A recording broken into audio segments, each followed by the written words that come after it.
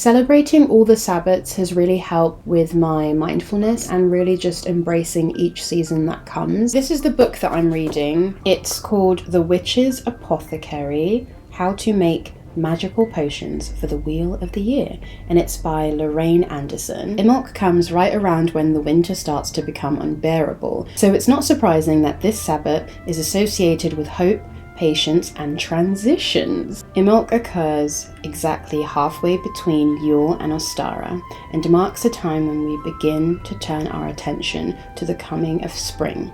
The first signs of flowers begin to show, and you'll start to hear a few birds chirping again. It truly is a magical time when the earth reminds you that nothing, not even darkness, lasts forever. I think being offline was good for me during this period. It really taught me to look inwards and focus on my own growth and progress. I was supposed to play a show that I was really excited about, and the ticket sales were very low, so they cancelled the show. I got really depressed, deleted all the apps. I spent the time doing a lot of reading and catching up on my TBR. For my book club, we read The Spell Shop by Sarah Beth Dust, and I thought it was the most beautifully written book. It felt like watching a Hallmark movie. If I do end up rereading this book, I would read it in the summer. It also gave me a little bit of Studio Ghibli vibes as well. There's talking plants. There's a moment that we realise that someone who is not so nice is actually a kind person. If you like witchy books with cottage vibes and fresh bread, then you will love this book. I love that the book highlighted how you shouldn't withhold knowledge from people, and that knowledge is power. Kyla was obsessed with books and protecting them, but also wanting to share that knowledge with other people. How greed is basically messing up the earth. It was very much like community over capitalism. Also love that Keela, I think she's autistic. She talks about practicing her smile and being excited to be away from people so she can just like not have to mask. When Laren smiles back at Keela, then she knows that she smiled right. It's giving autism. If you like cozy fantasy, I think that you should read The Spell Shop. What I'm currently reading is Wings of Starlight by Alison Saft. I discovered her when I read A Fragile Enchantment. A Fragile Enchantment is like Bridgerton but with magic. I saw that she was doing a prequel to the Twilight. She was doing a prequel to the Tinkerbell movies / books, and it was the love story of Princess Clarion and the Winter Warden. What is his name again? I haven't finished it yet, but it's so beautiful. It's like healing my inner child because I was obsessed with those Tinkerbell movies growing up. I read it while I listen to a Pixie Hollow playlist, so it feels like I'm fully immersed in the story. This next book was gifted to me by my friend. It's Cicely Marie Barker's Fairy Journal. So this was a quick read, but I thought it would be nice to read during this time of year. And it was, quite indeed. I also started adult ballet.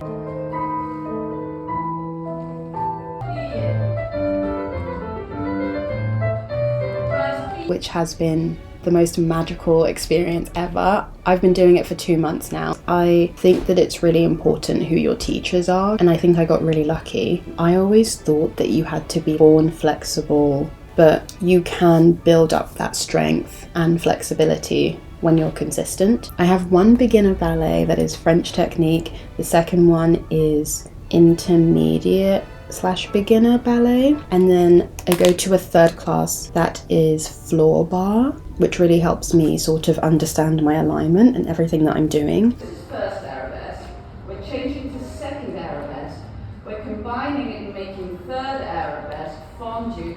I watched With Love, Megan, and I was really confused that there were so many negative reviews because I thought it was so cute. It made me really want to have a garden. That is like a dream of mine, is to be able to just be like, I need some lettuce, I'm gonna go outside and cut some lettuce and wash it up and make a salad. Something you can also do during this time is actually look around you. You'd be surprised how many herbs are around you.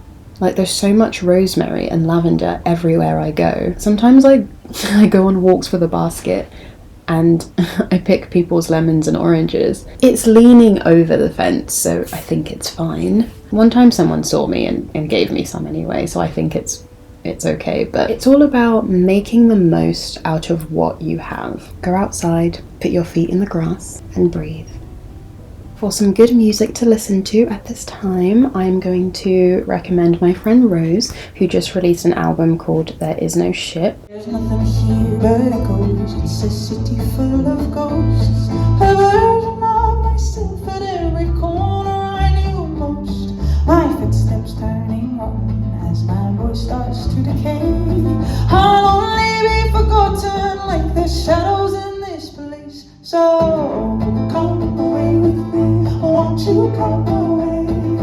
Go will rise, but this time I'll be never seen again. I love putting on podcasts when I'm running errands or on my way to work. It's really nice to listen to on the bus. If you are a Jane Austen fan, you will love A Jane Austen Year. You get to learn a lot about what it was like for her growing up in that home. Next time I go to England, I really want to go to Bath and go to the Jane Austen Festival. If you are a fellow witch and you are into astrology, you will love Pocket Coven. If decorating your home brings you joy, then you would love Joy of Home.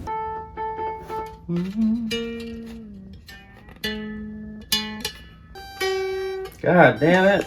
Grounding my feet, digging my heels in with the forsaken. For now, you can listen to Homes and Humans, and if you want to get Homes and Humans on vinyl, there is a link in the description. And do you want to see how pretty it looks?